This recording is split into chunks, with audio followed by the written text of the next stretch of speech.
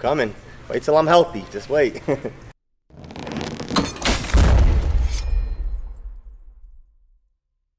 Takes a long time. Well, the biggest thing now, how long it takes to warm up. Like, yeah. I never usually warm up. I put a plate on, do a few squats, like warm up. But yeah, now it takes a lot more long. I legit warm up every time before I bench, squat, and deadlift, at least like 45 to an hour. Like I have to like time my food. What's your warm up look like? Just a lot of like, I roll out and then the sled, honestly, because it gets my heart rate up. Like it gets my heart rate up, and then like I said, just like the blood flow in my legs. I love it. Like it's good. It's kind of like how like they would say like the pre-fatiguing before you do. Like some people like powerlifters be like, you want to save all your strength for the squat, but it's just like if you could still squat heavy with already pre-fatigued quad, can you imagine like you know it's your body's gonna get used to it. Game day, and so and it just feels better like getting blood into that muscle like before. You don't gotta like do a million reps or a million miles of sled drags, but just enough to like get your like blood going and stuff like that. And I saw you do a little bit of mobility stuff. Yeah. And I saw you do some myofascial stuff. Do you do particular like order or anything like that, or you just depends on what you're training? Yeah, it kind of depends on what I'm training, but like I just try to do full body no matter what. Like even if I'm not gonna like do upper body, I'll still try to get my lats, because like we were talking about like the stubborn areas. Right. Those are like stubborn areas that are really hard to open up. So even if I'm gonna do like I said lower body, I'll still try to do my upper body when I do it. One thing I found useful that you might like is I've gone into the gym a bunch and just you can walk. I'll talk to you while you're walking. I've gone to the gym before and I just start with the sled right off the bat. And I start out slow, but I actually found that when I go to do my myofascial stuff, when I'm smashing and trying to rub on the foam roller and all that stuff, that it seems to be a little bit more effective because my body's already like warm. And then I got to go back to the sled, unfortunately, and re-warm up. But it's nice to even just like a couple laps if you spend. I notice when 3 to 5 minutes. The sled, when I'll do the sled and then I stretch and I feel way more like flexible, because like you said, same thing. Your muscles are warm and everything, so I feel like I get way more benefit out of the stretch when I'm warm. I even have like a sauna in my gym too, so sometimes I do the sauna, and then when I stretch and roll out, I can feel the benefits of like the ligaments are all hot and warm, so just way better activation. Dude, what's your story with these pecs? These things are monumental. They don't even got a pump yet. Wait till you see they got a pump. It's gonna be crazy. Yeah, maybe you can show us like particular technique with how you bench. Yeah, I will. And like I said, also, like a lot of accessories I do. Like I know said, you like incline dumbbell. You were saying, right? Yeah, the incline dumbbell is like, especially the way I do it. So like we were talking about the podcast, how I like doing the incline so you can feel in your upper back. But a lot of times if people do incline, they just hold the dumbbells like this and they go down and come up. What I do is I come here and I twist down on the way down. So now I'm protecting my shoulder using way more lat. And when I press up this way, I'll twist back up. So the best thing I noticed, like I could use more lat because you get to twist the dumbbell and you get way more range of motion. Normally you see people when they do incline dumbbells, they don't let the dumbbells touch the chest because that shit hurts. It's stretching. The heavier they go, they don't want to touch. When I do I've done 150s on incline for 10. They touch my shoulders. I'm right here by my, like the dumbbell is on my shoulder, and then I blow them up and I twist up. So hey, power lifters out there, you guys listening in that are trying to get big and trying to get swole, look how fucking big this guy is. And you don't see extra body fat. There's no rolls, there's no jelly floating around over here. And this guy is top level strength, like one of the stronger guys in the world, and gunning for an all-time record at 181, right? I'm coming. Wait till I'm healthy. Just wait. I need to have some weight on this. Yep. Oh yeah, we got some plates. If you actually just drag it back. Drag it back. Okay.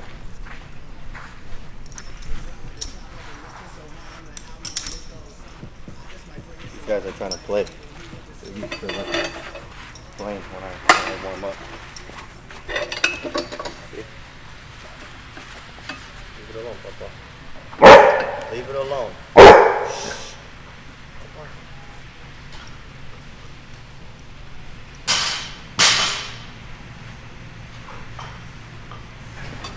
They don't get their knee over the toe.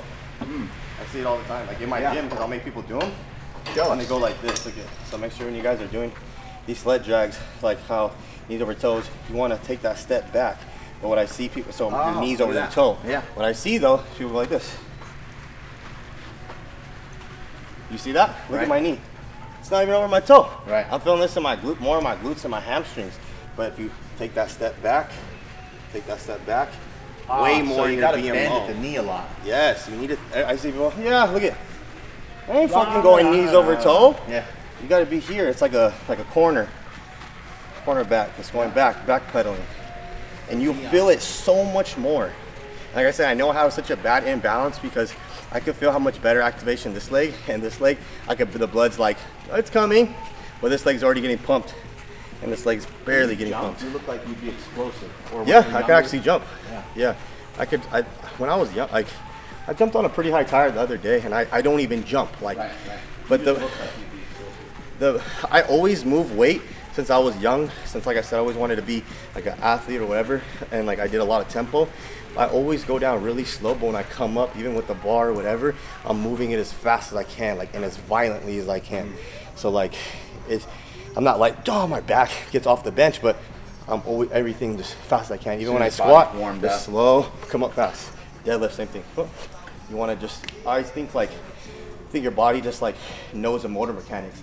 So if you're like a bodybuilder, always going slow for the isolation, it's gonna like that. But then if you're always going fast, your body's gonna kind of only know how to move at like that one speed. So that's like my whole thing on doing that. And then it's a good idea to switch it up once in a while too as a Yeah. power lifter so that you can feel the muscle, because sometimes you actually want hypertrophy. Exactly. You want that benefit of the eccentric, so you'll slow down the lowering of a bench press or a squat. Yep. Yeah. Another thing too, I see people do when they do this, their feet. They go like, it's like I know for running, it's called a natural gait. Like when your feet are like shoulder width. Another thing I see people do this, they're so flat-footed, they go like this, and their feet they are like push off the closing inside. together. I'm like, you guys don't walk like this. Like you need to have a natural gait when you're walking.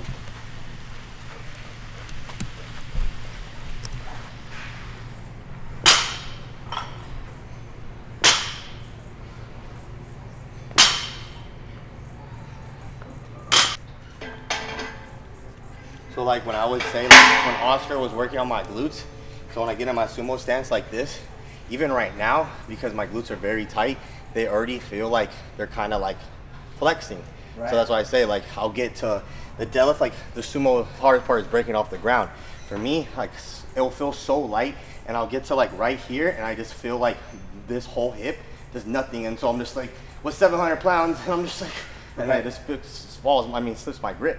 I always thought it was like a grip issue, Right. but I pulled over 725, no straps, and like I was holding it up top, like when my hips felt good, like no grip issue, but it's just like, they're like locked. Right. So like that's my biggest thing of like trying to get those hips like loose. And if the lift takes you too long, then your grip will wear out. Yes, exactly.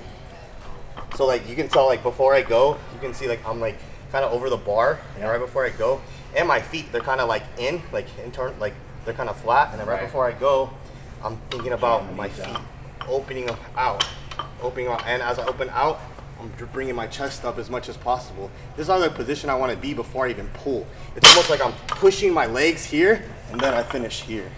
So when I teach people how to deadlift, I always make people do like pauses first, because I teach them how to pull here. See, when you pull so hard, you want to be like perpendicular with those knees. You see like beginners, and they're like this. Right. Or everyone thinks like for sumo, you want your hip to be this low. It's a hip lift. You want your hip to be almost above parallel, you know, when you come up. So that's what I think about. Here, push my knees out. See, with lightweight, you can do this, but when it's really heavy, you gotta be patient and then pull.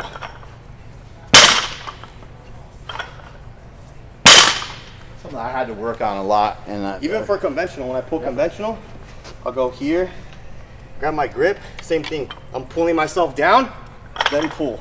right. When people just are here and come up, they get no legs underneath it. When I pull here, look at my legs are fucking tight. Then I pull with my back. Now you're nice and upright. Yeah, way more upright. And to be clear, just to make sure you understand exactly what he's talking about, I hope nobody thinks that he's like pausing those big weights in a competition. It's just it's a feel. It's trying to pull slack out of the bar. You're going to get a little bend in the bar. Then he's going to be in perfect position to pull those big weights. And it kind of doesn't it only happens like it doesn't like affect people, but I notice when you get to like for me, those are the 600-pound level with all the weights, you know, bending, the bar, that gravity is like pulling you down. Right. Like from the whip, because the weight goes up fast and then the weights are like, you can feel it. For me, because of like mobility issues, and just not being an awesome deadlifter in my time, the pause sumo deadlifts were useful for me. And there was a couple other things that were useful for me, but I had to almost start the sumo deadlift from the top and then lower myself into it. That's the best way to. That's why I teach it too. I'll teach people how to do block pulls, and then I go to the bottom because the bottom is just so hard to teach. It's like someone with a bad, like a bad squat. Same thing. People have a good squat, and then as soon as they get lower and lower and lower, their hips are going like this. So sometimes I have to start like start with a box on a high squat. box, like they're only going to here, and eventually lower, lower, lower, lower. So for me, I'm just gonna like Same for the deadlift. I'll pick this up and I'll kind of show you what I mean. On the way down, I'm gonna go slow. I'm gonna drive the knees out, try to open up through the hips. So now this is where the lift actually is gonna start for me, and I'm gonna try to push the knees out, try to keep my posture upright.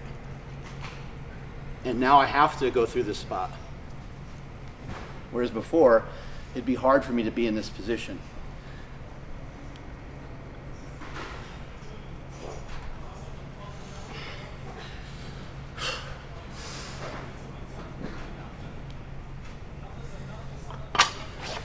So something like that might encourage you to get in a little bit better position. You know what I was gonna say? When I was watching you, I could tell your big toe's not on the ground, and that's where that's your quads. Oh yeah. So you're just pulling more of your posterior chain, like your hamstrings and your glutes. Your quads are powerful. You want to use your quads. So this next set, really thinking about those toes digging, mainly your front toe. It's like a squat. Chad always tell me that too. Make sure that front toe's down, because sometimes if your hips shoot back, your whole toe's gonna lift up. Right. So just think about that big toe grabbing the ground.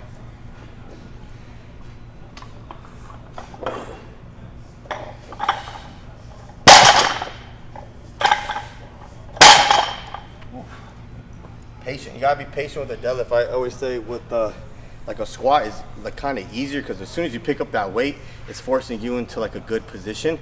But with the deadlift, like you're loose. So you have to learn how to get a good start, because if you have a bad start, it's going to come up nasty. When you're watching someone do that, especially in the case of sumo, like what are you looking for? Are you looking to be able to see their belt, or to be able to see their chest real pronounced? It's more position. It's all your just position. Their position. Yeah, you want to see the position. Like if you look at all the best deadlifters, I mean, like the pull sumo is like their positioning. Right. Like a Yuri, a Kaler, but I would say more like a Yuri. He's so upright. Like he's just super upright, and so his leverages are like he's just totally locked in. Just totally locked in, and he's pulling over like 9 without a belt, you know. So it's just like and that's how I feel when I pull sumo. I feel like the belt does help me, but I've pulled 675 beltless, and like I was like I didn't even feel like I needed the belt, just because you're upright, you know. Right. But if you're bent over, it's like you have more like, I don't know, I feel even more uncomfortable when I'm bent over and wearing a belt. Right. Like I don't know how people wear. When I pull conventional, I don't wear a belt because it's crushing into my belly. I just don't feel right. I just gotta try it, like you know how people wear it up here. Oh yeah. It's like that's the only other way. It shuts everything off. It shuts everything off. Yeah, for sure. It's crazy too. Like as I'm going, my hips start feeling almost a little bit looser. Like as I get to like the 300, 400 range.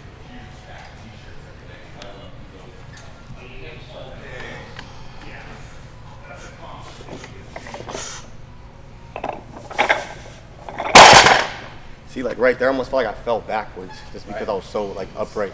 You know that guy, Griggs? Yeah. So I talked to one of his coaches. He does mobility 7 days a week, 30 minutes in the morning, 30 minutes at night. And then my friend that trains with him, he says he doesn't start deadlifting until there's 4 reds, because he gets so upright he legit will fall back no matter what until he gets to like 4 reds. He needs like, all that. God damn, just the leverage. He needs all that weight. He needs all that weight. So like, that's what I'm saying. Like it's just the mobility thing at the deadlift level. Squat and bench, you got to put in that, because that fool has a weak bench. He's like huge, like 260, and he only benches like 450, I think, or 460. Right. But he's like, and he's been powerlifting for a long time. Yeah. But like this, there ain't no way to.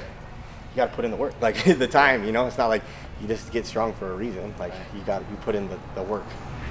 Yes, like I was telling Mark, every time I get set up, just thinking about you can see my feet. They're inside the rings, and right before I go, they're like right on. The rings are right on my shin. That's like my cue right there. So really focusing on spreading the ground and keeping your feet externally rotated. Down. Before I go, pulling, pushing my feet out, pulling out that slack.